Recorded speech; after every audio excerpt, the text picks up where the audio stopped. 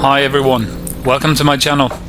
So this story begins with me riding my motorcycle, Triumph Tiger Rally Pro 1200 from Malaga, Spain to Sweden in September 2025.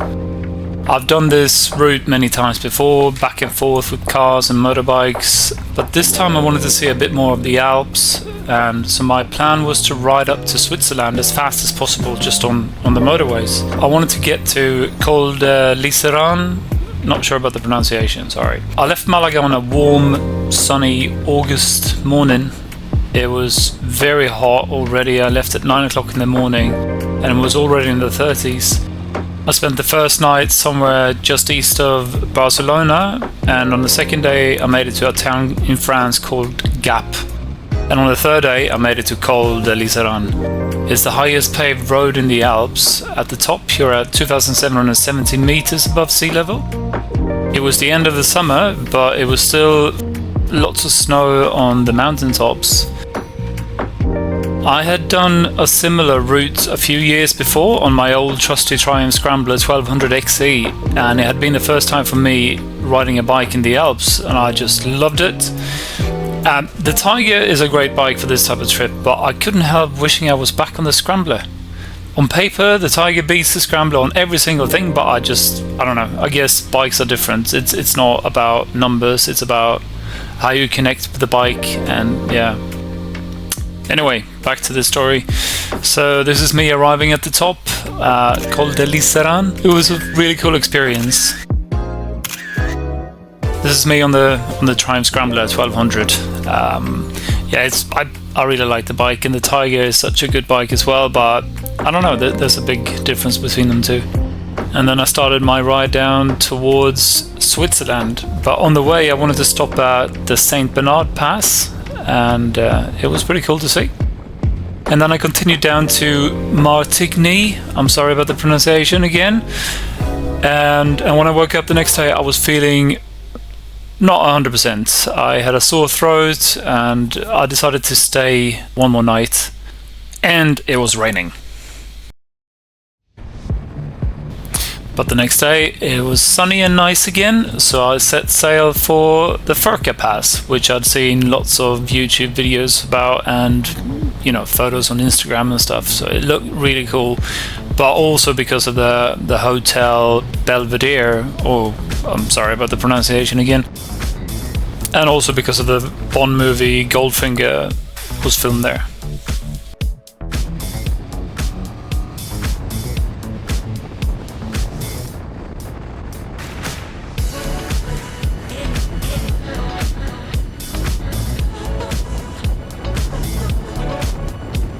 So I was getting close to the hotel now, and I could see the clouds were coming in and it was getting a little bit chillier. Like it was probably around 6 degrees here or something, centigrade that is. When I stopped I saw I only had 55 kilometers left in the tank, and I wasn't even at the top. It was a little bit scary, but I decided to push on, and it was just getting worse and worse and colder and colder, and I was a little bit worried, but I must be at the top soon, and from there it's just downhill, so I should be okay.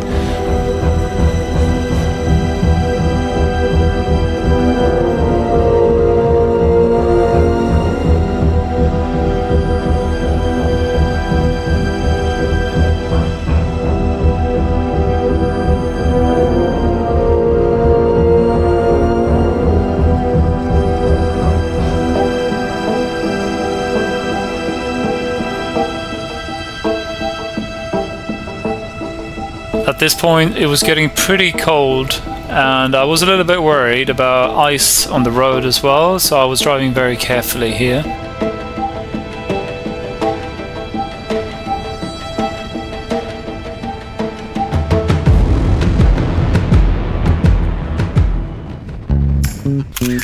But I made it, and from there on it was just downhill, and the weather was getting better, the sun came out, it was warmer, and I made it down to a petrol station.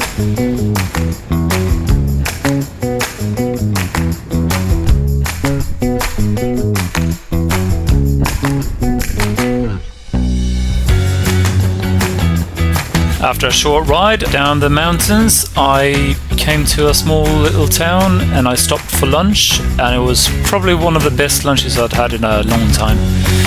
And I was talking to the waitress and she told me about this little hidden gem, like this road that was leading towards Austria as well, where I was heading. And she said I should go, and not many people know about it, not many tourists are there. So off I went, and I'm so happy I did it. It was such a cool ride.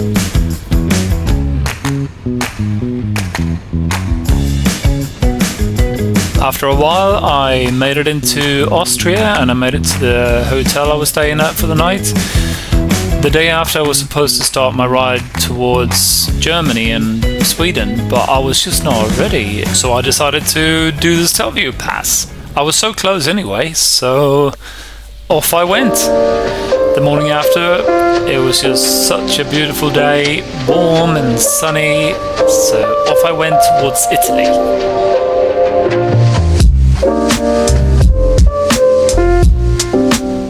After about half an hour of riding from the hotel, I passed this church in the lake. I had no idea it was on the way, so it was a pretty cool surprise.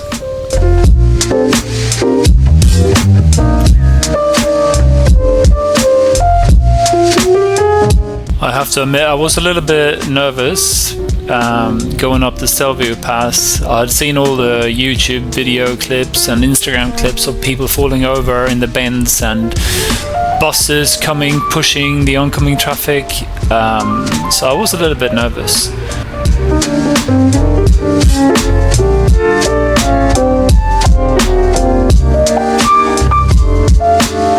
This is just the beginning of the Stelvio Pass at the bottom.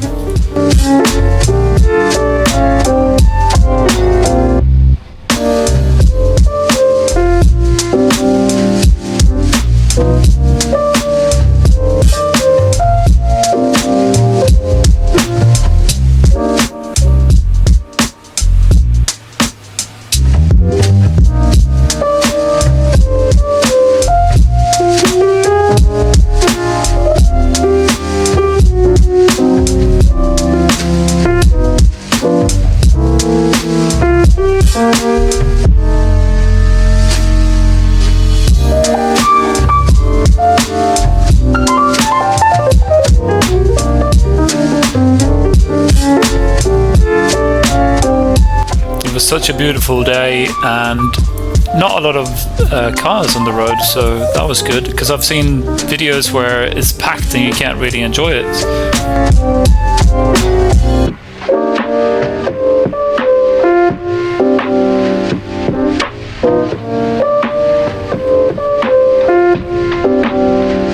Yeah, I just had to stop and take some photos here and there, because it's such a beautiful place to be.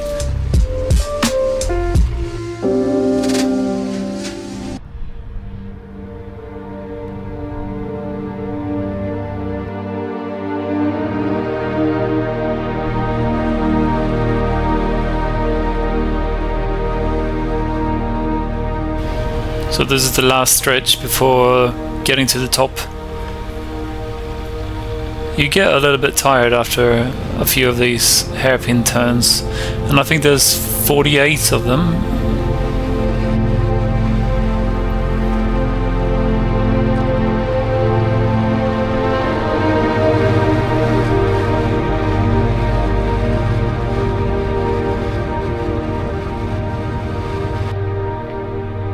Well, yeah, I made it without falling over. It was so worth it. I would definitely do it again. Such a cool experience. And now I just have to make my way back down to Switzerland, but on the other side.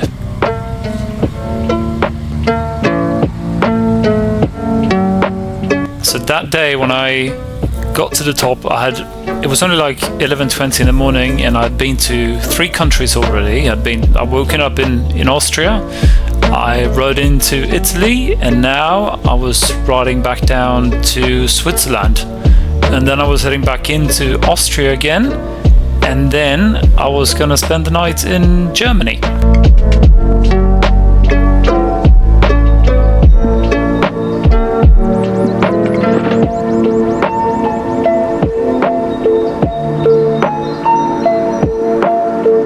thanks for watching and following me on my trip from Spain to Sweden.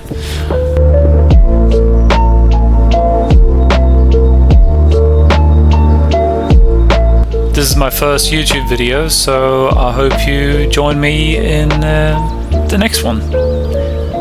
Thanks for watching. Oh, by the way, the next one is gonna be Morocco in December. See you then.